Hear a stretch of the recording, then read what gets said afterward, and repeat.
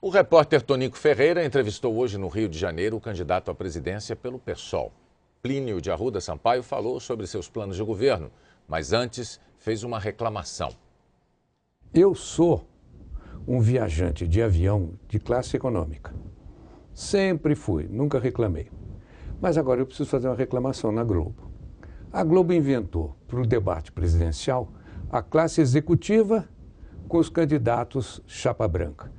E a classe que não tem a bancada, não tem os 12 minutos, para o candidato do PSOL. Essa reclamação você leva lá. O critério da TV Globo foi entrevistar na bancada dos telejornais, em 12 minutos, os candidatos de partidos com representação na Câmara que tenham ao menos 3% das intenções de votos nas pesquisas eleitorais, sem considerar a margem de erro. Na última pesquisa divulgada do Ibope, Plínio não pontuou. Nas próximas, se o desempenho do candidato atender ao critério, ele será convidado para entrevistas nas bancadas do Bom Dia Brasil e do Jornal da Globo. Agora sim vamos ver a entrevista de Plínio de Arruda Sampaio, candidato do PSOL à presidência, ao repórter Tonico Ferreira. O senhor é o candidato socialista que propõe medidas drásticas, vou citar duas delas: a defesa da ocupação de terras no campo e na cidade e a suspensão do pagamento da dívida do Estado brasileiro, um calote na dívida. São medidas de difícil implantação sem uma mudança de regime. A sua proposta é mudar o regime social e econômico do país? Ocupação de terra não é crime. Ocupação de terra é diferente de invasão de terra. Ocupação de terra, o Superior Tribunal de Justiça já decidiu. Não é nem crime de esbulho possessório, nem crime de formação de quadrilha. O que ele é? Ele é um apelo a uma sociedade insensível a respeito da necessidade que a população tem de poder ter terra para poder viver. A população rural não pode viver sem isso. De modo que é justo, e eu faço.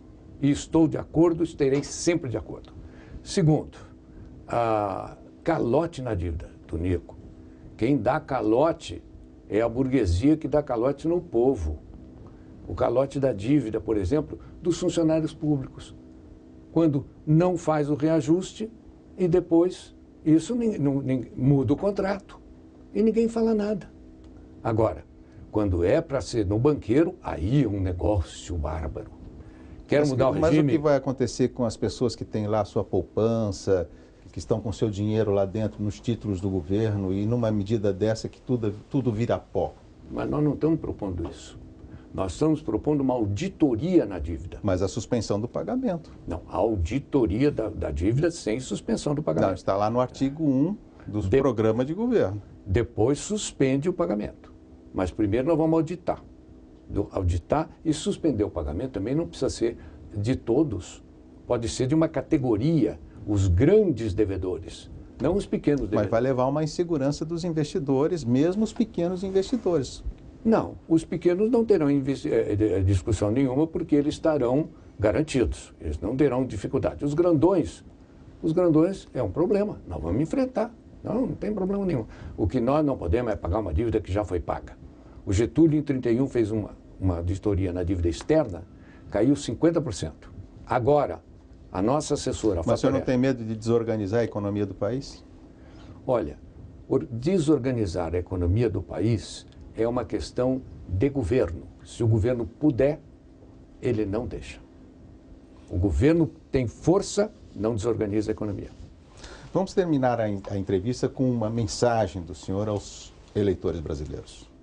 A mensagem é o seguinte: a desigualdade precisa terminar.